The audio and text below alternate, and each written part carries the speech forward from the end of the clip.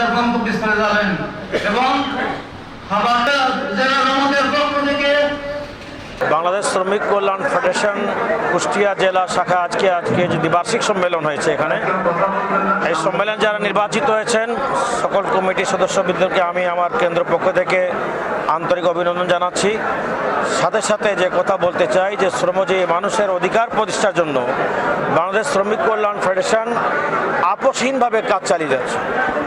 আপনারা যে এখানে নারীদের বিশেষ করে শ্রমজীবী যারা নারী আছে তাদের যে বেতন যে বৈষম্য আছে এটা আমার এখনই যিনি নির্বাচিত হয়েছেন সভাপতি তিনি এ ব্যাপারে সরকারকে দৃষ্টি আকর্ষণ করেছেন, প্রশাসনকে দৃষ্টি আকর্ষণ করছেন যে এই বৈষম্য রাখা যাবে না। তারা যা শ্রম দেয় আন্তরিকতার সাথে শ্রম দেয় এবং তাদের মজুরি যে মজুরি ন্যায্য মজুরি পুরুষদেরকে যা দেওয়া হয় নারীদেরকে যাতে সে মজুরি দেওয়া হয় এবং তারা যাতে সময় মতো মজুরি পায় এজন্য যাতে কোনো টাল বাংলা না করা হয় এই আহ্বান এবং এই দাবি আমাদের শ্রমিক কল্যাণ ফেডারেশন থেকে আছে এবং আগামী দিন আরও জোরদার হবে ইনশাআল্লাহ। 5ই আগস্ট জুলুম এবং অত্যাচার নির্যাতন যা গুম হয়েছে জনগণ সেই ফ্যাসিস্ট সরকারকে সেটা তার উত্তর দিয়ে দিছে যে আজকে একটা গণতান্ত্রিক দলের নেত্রী হিসাবে ইতিপূর্বে যারাই ক্ষমতা থেকে নেমে পড়েছে তারা কিন্তু হয় ক্ষমতার বাইরে থাকছে নাহলে জেলে গেছে কিন্তু পালায়নি। কিন্তু শেখ হাসিনা তার অপকর্মের কারণে তাকে পালাতে হয়েছে। এখন আমাদের ইতিপূর্বে যে সকল ভাইদের উপর জনগণের উপর অত্যাচার জুলুম নির্যাতন হয়েছে মামলা হয়েছে এসব ব্যাপারে সরকার সচেতন আছে। খুবই অনতিবিলম্বে এইসব মামলা থেকে তাদেরকে মুক্ত দেওয়া হবে এবং সেই ধরনের আইনি প্রক্রিয়া তারা কাজ করে যাচ্ছে। ইতিপূর্বে যখন আমাদেরকে মাঠে কাজ করতে দেওয়া হয়নি তখন আমরা গোপন হয়ে আমরা ছোট আকারে সম্মেলন করে কমিটি নির্বাচিত করেছি।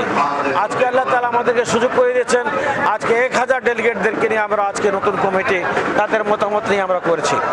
এটাই হলো গণতন্ত্র, এটাই হলো জনগণের মতের প্রতিফলন এবং এই ধারাবাহিকতা আমাদের সংগঠনে অতি পূর্বে ছিল এখনো আছে আগামীতে থাকবে ইনশাআল্লাহ। কুষ্টিয়া জেলা শাখা সর্বসম্মত সিদ্ধান্তের ভিত্তিতে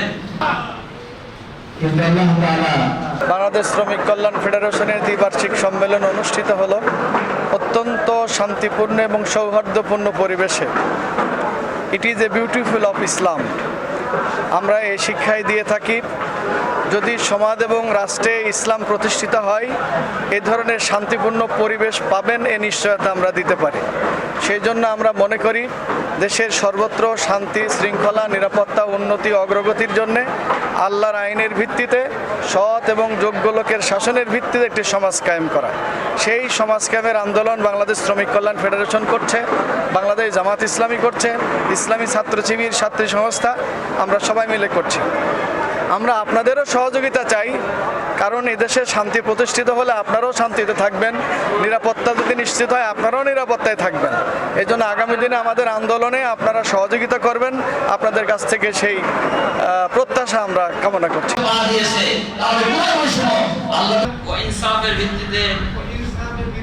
আমরা শ্রমিকদের বার্তা দিলাম এই বাংলাদেশে কোনো শ্রমিক আন্দোলনই শ্রমিকদের স্বার্থ উদ্ধার করতে পারিনি। আমরা ইসলামী শ্রমনীতি বাস্তবায়ন করার মাধ্যমে তাদের সেই কাঙ্ক্ষিত বস্তু উদ্ধার করার জন্য চেষ্টা করব।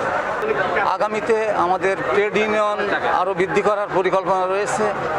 পরিবহন সেক্টরে আমাদের পরিকল্পিত কাজ আগায় নেওয়ার জন্য চেষ্টা করব এবং বিভিন্ন মিল কলকারখানায় ধানের চাতাল সুগার মিল ব্রিটিশ আমেরিকান টোবাকোর শ্রমিক কর্মচারী এরপরে আপনার রেনুইট বিআরবি বিভিন্ন জায়গায় শ্রমিকদের উন্নতির জন্য আমরা চেষ্টা করব, তাদেরকে সংগঠিত করার জন্য চেষ্টা করব। নিজস্ব ব্যক্তিত্ব যারা অটো রাইস মিলার বা বিভিন্ন চাতাল মালিক তারা যে মৌলিক অধিকার শ্রমিকদের যে নিশ্চিত যে ওদের মজুরি ঠিকমতো দেয় না, ওদের বাসস্থান ঠিকমতো অবস্থা নাই। আমাদের লক্ষ্য যে যে সরকারই আসুক তা অবশ্যই ইসলামী শ্রেণীতির ভিত্তিতে এদের মূল্য নির্ধারণ করবে এবং এদের ন্যায্য অধিকার বা ন্যায্য মজুরি প্রদান করবে। এই প্রত্যাশার জন্যই আমরা আগামী নির্বাচনে সেই রকম নেতৃত্বই আমরা নির্বাচিত করবো ইনশাল্লাহ। এবং মালিকদের বন্ধু হিসেবে আমরা গ্রহণ করি। শ্রমিক মালিক ভাই ভাই যদি তারা তাদের ভাইদের প্রতি দৃষ্টি রাখে তাহলে অবশ্যই কোনো সংঘাত হবে না, উত্তরোত্তর এই শিল্পে উন্নতি হবে ইনশাল্লাহ। শ্রমিক কল্যাণ ফেডারেশন 3 বলে ঘোষণা করছে অধিকার দিব।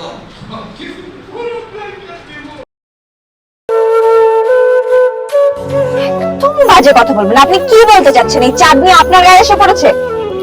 আজে বাজে লোক কোথাকার। তোমার নাম তো উজান চৌধুরী, কিন্তু আপনি কে? আমারে তোমার চেনার কথা না, তোমার দাদার আমলের মানুষ। আমার নাম সাজপাতি। চাঁদনি, আবার কবে দেখা হবে? আমি ওসমান। তুমি তো দেরি করে এলে কেন? আমি তো এই ফার্স্ট টাইম এখানে এলাম। আমি তোকে অনেক বছর ধরে খুঁজে বেড়াচ্ছি। এই সব কিছুর জন্য তুই দায়ী।